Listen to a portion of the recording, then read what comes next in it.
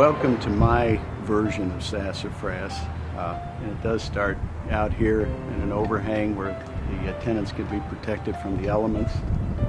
My brother is good. He has the use of 1 foot, and he's able to open the door with his 1 foot. When you walk into Sassafras, it's almost like walking into a magical place. I shudder to think where some of the people living here now would be if they had not found Sassafras.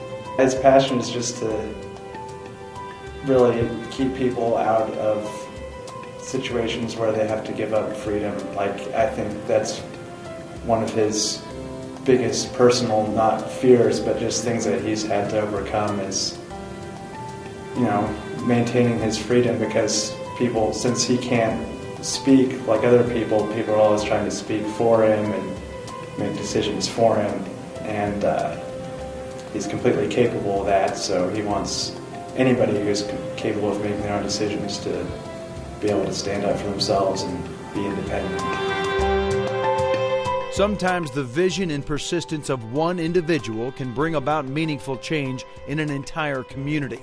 The efforts of mental health champion Dan Lalone helped create Sassafras, an example of hope, opportunity, and community inclusion for persons with disabilities located in Springfield. Even though Dan Lalone was born with physical disabilities, he also has never let that stop his desire to participate fully in life and all that it offers. Dan was disabled from birth. He was jaundiced at birth from an Rh blood factor. And so he's known nothing but physical disability, but he's been mentally alert all of his life. And that's very important because he considers himself a prisoner in his own body. So he's very intelligent. He's attended college, probably knows more about religions than anybody else I know. Dan's understanding of the kind of life he wanted for himself and his persistence to get there has touched many lives along the way to Sassafras. One of those is Keenan Wolverton, Dan's primary caregiver and friend. He's learned to understand Dan. He knows that Dan is someone who is easygoing and positive. Working with Dan, he's always positive and ready to have fun, and that's one of the most important things.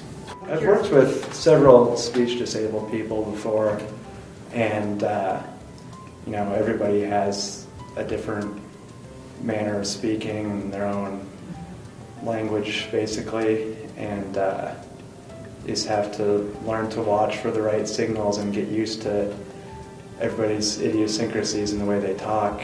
He likes to communicate with people and likes to be social. One of 6 children, Dan's family played the key role in his desire for independence. As a teenager, he was not accepted at his school, but not to be denied, his parents and other like-minded parents started a school for kids with disabilities. This was before public awareness caught up to the issue around disabilities. This event set the stage for the future.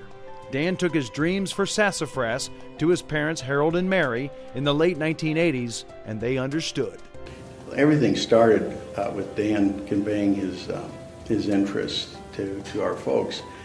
And Dan has very labored speech, and so it takes a long time and a lot of patience to listen to him and to understand what he's trying to convey to you. Well, my parents were wonderful at that.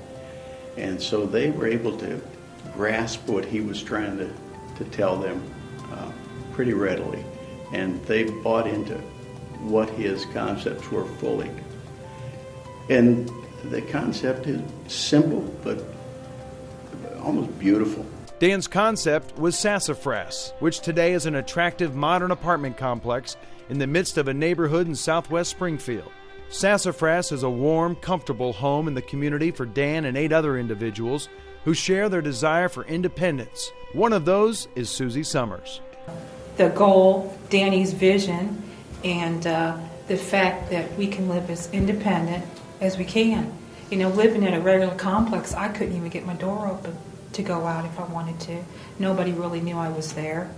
The management knew there was a disabled person in the disabled apartment, but they never really knew I was there. And I felt isolated, even though I have lots of friends and family, but I still felt in isolation. Here I don't. I feel like you guys, if you lived in a regular apartment, you just get up and go. The dream for Sassafras began taking shape for Dan and his parents after his appearance on a local radio program. The word was getting out that this was something special. When Dan was invited to go on KYGO here, it was a godsend, and it opened the door. It opened the line of communications with exactly the right people. Families, the Burroughs Center, and Swink, they all came together and started Sassafras.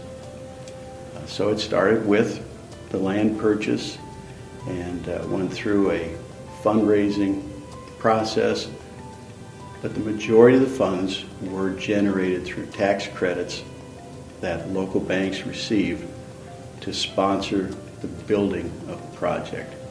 I think that knowing that families were involved in the development of Sassafras and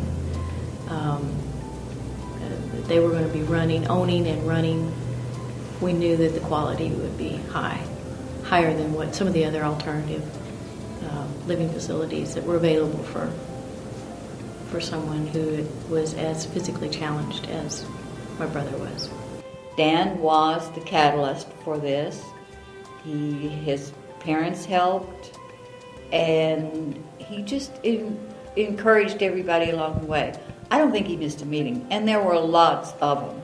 Today, the future for Sassafras for Dan and his friends is bright. The apartment complex may not attract much attention in the neighborhood, but it is a testament to the ideal of never giving up and the hope and belief that dreams do come true.